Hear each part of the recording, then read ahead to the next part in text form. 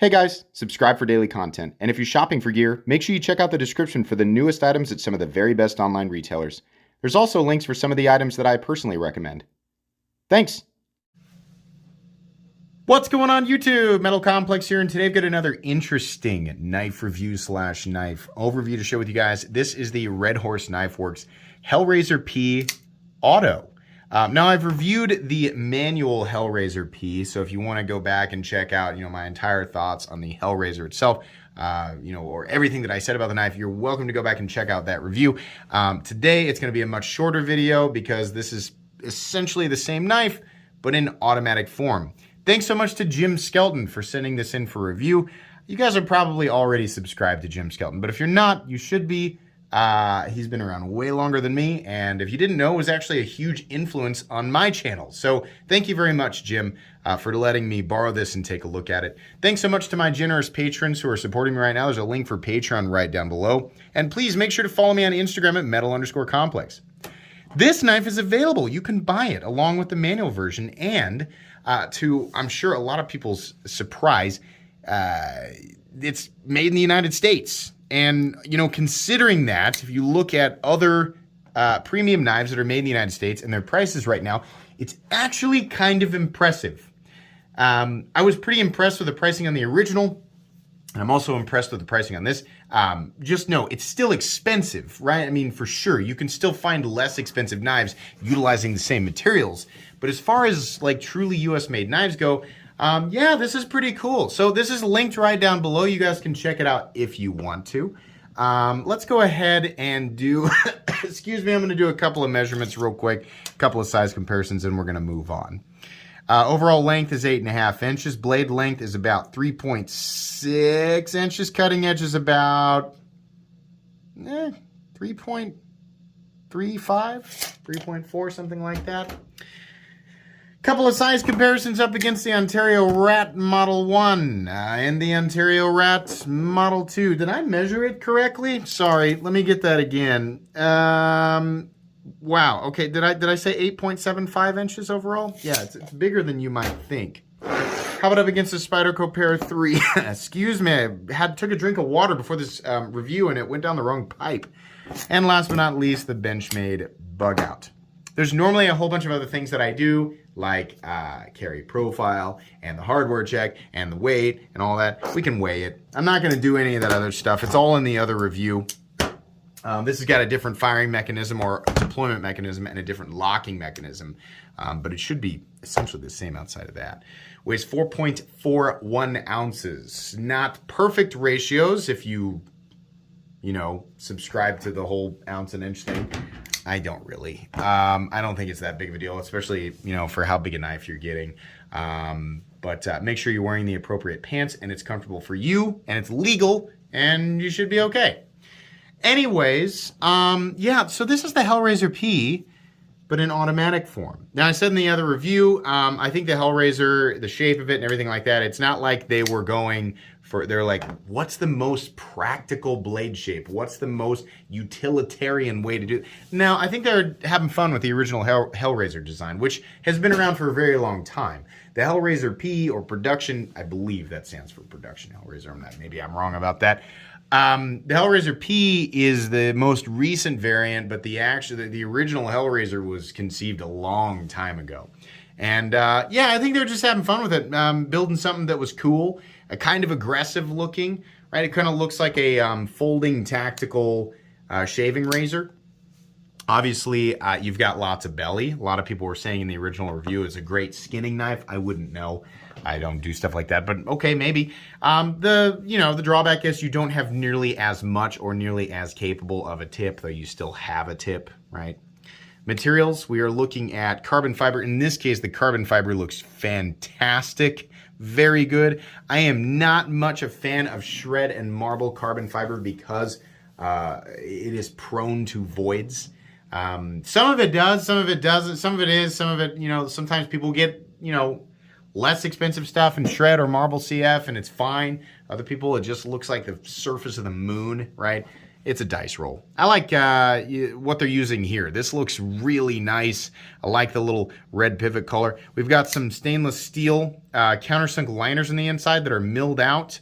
We're using S35VN steel, which is fantastic. I don't have a problem with that at all. I love S35VN. The firing mechanism is nice and smooth. You push that button. There's no grittiness or kind of like, oh, is it going to go? No, it goes, right? And holding it down, you can see it's for the most part kicking it all the way out, but every now and then it kind of, it doesn't go all the way. And here's the thing. Pushing the button from the closed position will get it to fire, and it probably will get smoother and smoother and smoother over time. Sure, I could loosen up that pivot. I'll tell you right now, the way that pivot is, there's no blade play left and right. There's a little bit of blade play up and down, which is sometimes something that you get from the plunge lock style lock that is, a button operated switchblade. It's not the same thing as vertical blade play on a liner lock or frame lock, where you are heavily dependent on a very specific level of geometry, very, specifically placed geometry between the face of the liner lock and the face of the blade tang, right? Pushing it forward too much, if it causes it to slip and close right, it's not the same thing with a plunge lock. So, while it is kind of annoying to feel vertical blade play, it's not like, oh my gosh, my knife is going to fail because of how almost did something with my hands that I probably shouldn't do on camera, but because of the way that a plunge lock sort of fits in, I don't know if you guys can see this, but so there's that little cylinder there, right? You push down on it, it pulls away from the blade, and then as we come around to lock out, it pushes itself back in. So the only way to get the blade to disengage is to push this button in and move that thicker part of the cylinder out of the way, right? Still annoying to feel it. Sometimes I definitely do have some American Autos in my collection that are around the same price that have zero blade play, and I've also got some American Autos around the same price that have a little bit of blade play. It doesn't bother me quite as much. I don't know. It's just one of those things. It's for your information, right? Judge it how you will.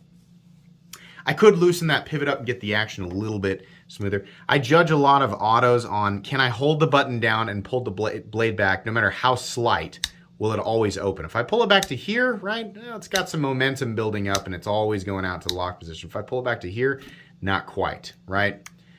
I think that, it's like I said, it will fire from the closed position, but I think that the mechanism or whether I think it's a coil spring, I think it's just a little bit underpowered.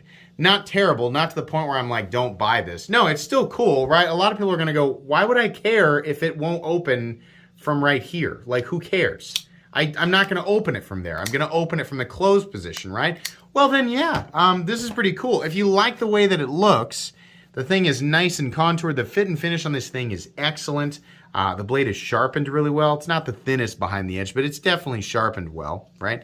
Looks cool. Everything there's, it's really great. I wish that the pocket clip was something a little less stamped out, but it's all right, right? This obviously is not a knife for everyone. I don't want to make anybody think like, oh, he's just saying nice things about it because this or that. No. I'll tell you right now, I don't openly recommend this knife. I think it's impressive that it's made in the United States. It's got really good fit and finish, and that it's only about, a lot of people are going to go, only? It's $280 or so.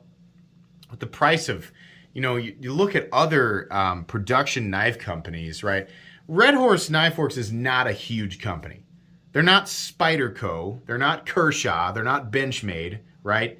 And as much as people either don't realize it or they just don't want to admit it, yeah, it's going to be more expensive, right? They can't do massive runs and depend on just sheer volume to generate revenue that will get turned around and pumped back into their business so they can, grow or in some cases just stay alive, right? So these massive companies that can rely on volume, then, they can be a little bit less expensive for exactly the same materials, right? You may not want to, you're like, well, I don't want to throw that into the mix of my thought process. I want to keep my own simple value bubble. Okay, you can, but it factually is a factor. Like, that's a factor. So, considering that, what I know about Red Horse Knife Works, I'm kind of like, wow, hey, good job, guys. Like, that's cool. We made a cool knife that's of very good quality in the United States.